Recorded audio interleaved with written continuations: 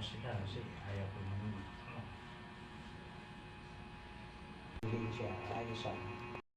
Ay, naku. Iwas sila kasi ayaw ko naman. Hindi siya, ayos ako. Hindi pwedeng magturo ang babae sa congregation, sa iglesia.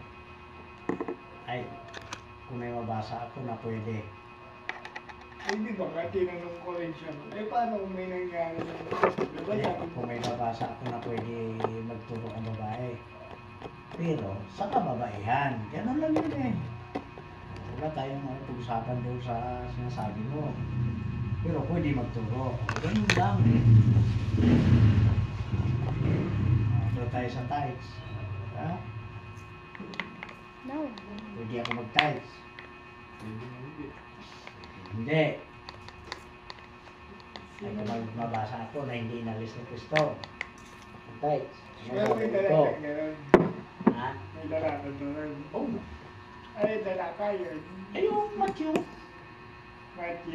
Matthew 5:17, hindi mo ba alam, no? Yung kay James din na Matthew. Oo, hindi niya inalis yun. Ano sabi niya? Ako'y naparito upang hindi sirain ang kautusan. Ayun yung Upang pagtibayin.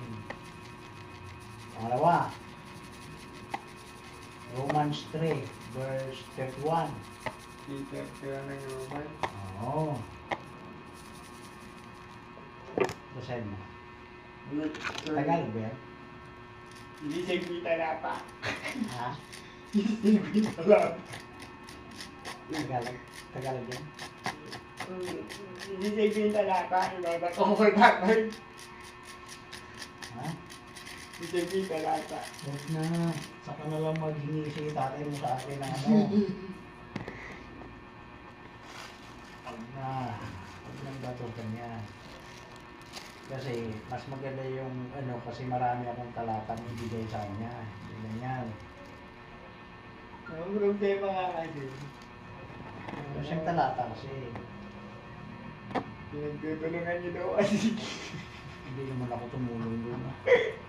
Sa akin lang nagtanungan ako, pautusan ba yan? Hindi. Kasi kung pautusan, may babasahin ako. Sigurado yan. Dadaanin mo naman sa ano yung sama ng loob mo. Magsasalita doon naman yung bago mag-guide si Monterey. Kung tutuusin sa ano lang siya naglalabas ng nanakit niya sa congregasyon.